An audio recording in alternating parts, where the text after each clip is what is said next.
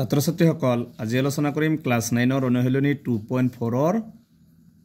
5 number প্ৰশ্নৰ পৰা ইয়াৰ আগৰ ভিডিঅ'ত 1 ৰ পৰা 4 লৈকে আলোচনা কৰিছো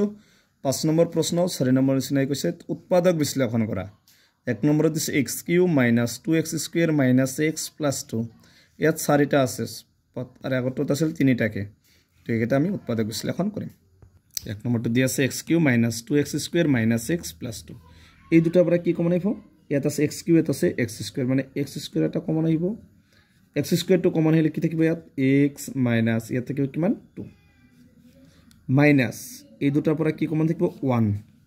1 কমন আহিলে সবা ইয়াত কি থাকিব x প্লাস এ মাইনাস এ -2 এইটো এবাৰ এই দুটাৰ এটা লিখিবা x - 2 আৰু বাহিৰত আছে কি x² - 1 এইটো আমি এনেকে লিখিব দিম x - 2 এইটো a² - b² মানে a² - b² মানে 1 টো আমি এনেকে লিখিব দিম যেটো 1² কলে 1 পাম আগতে পাম মানে এইটো হৈছে a² - b² a² - b² সূত্ৰটো কি আছিল তোমালোকে জানো a + b আৰু এটা হ'ব a - b গতিকে এইটো এনেকে লিখিব দিম প্ৰথমটো x - 2 আছে এটা এনেকে লিখিব প্ৰথমটো x + 1 আৰু এটা লিখিব দিম x minus এটা প্লাস এটা যেটা এটা প্লাস এটা মাইনাস আছে এটা হবে x + 1 এটা হবে x - 1 এটো হইছে 5 1 নম্বৰটোৰ आंसर সবা 2 নম্বৰটো আছে x³ - 3x² - 9x - 5 2 নম্বৰটো আমি ধৰি লৈছো ধৰাল p of x = x³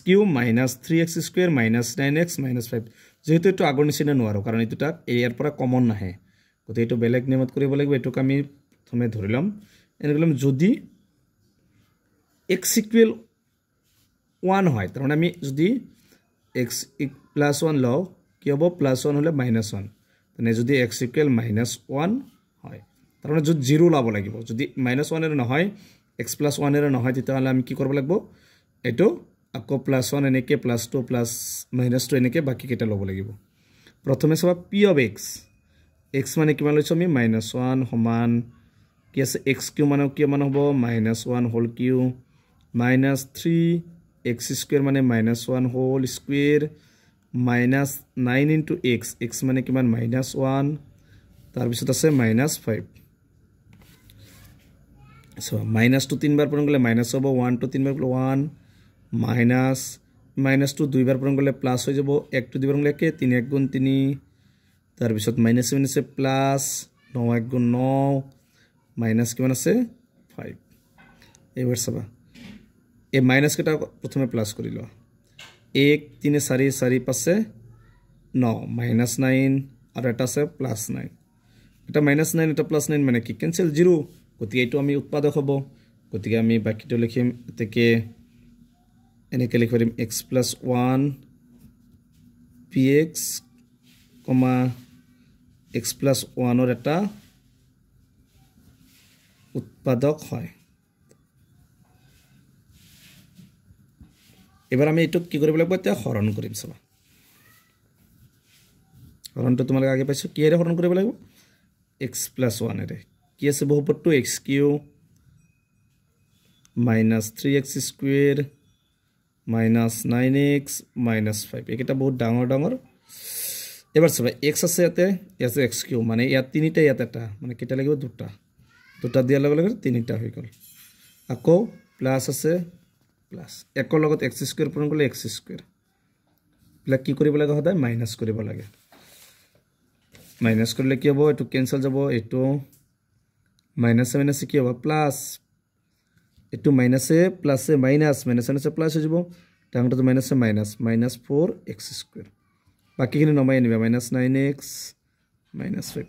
আগৰ চিনটো মাইনাস আছে গতিকে মাইনাস দি লবা এবাৰ সবা ইয়াত x আছে ইয়াত আছে কিমান 4x² গতিকে কি লাগিব আমাক এটা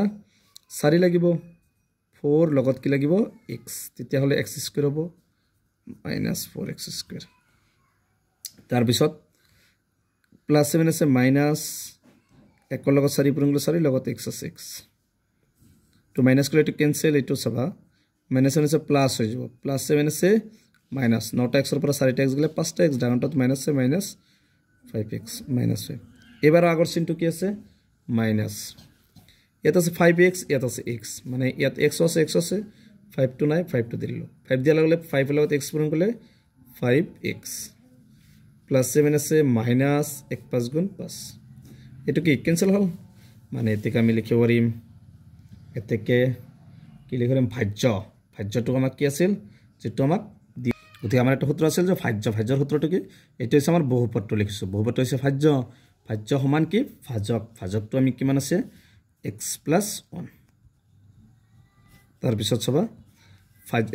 পূৰণ কি ভাগফলটো কি x² -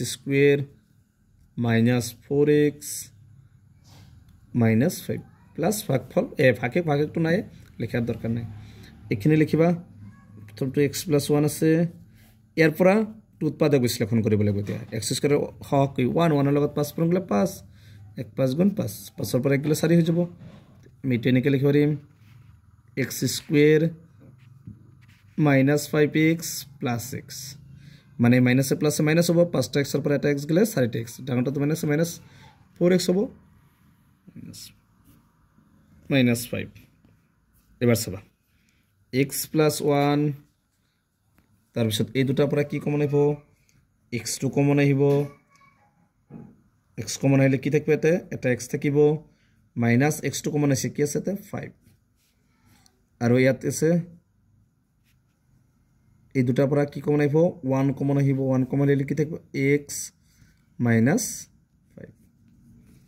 সবা x + 1 ইয়াত এই দুটা একে আছে গতি এটা লিখিবা x - 5 আৰু বাহিৰত কি আছে x ৰিফেল আছে +1 গতিকে এটো হৈছে আমাৰ 5ৰ 2 নম্বৰটোৰ आंसर তে 5ৰ দুটা কৰিছো যদি আৰু লাগে তোমালোকে কমেন্ট কৰি জনাবা গতিকে আজিৰ ভিডিওটো এখানে তোমালোকে ভিডিওটো লাইক কৰিবা চেনেলটো সাবস্ক্ৰাইব কৰিবা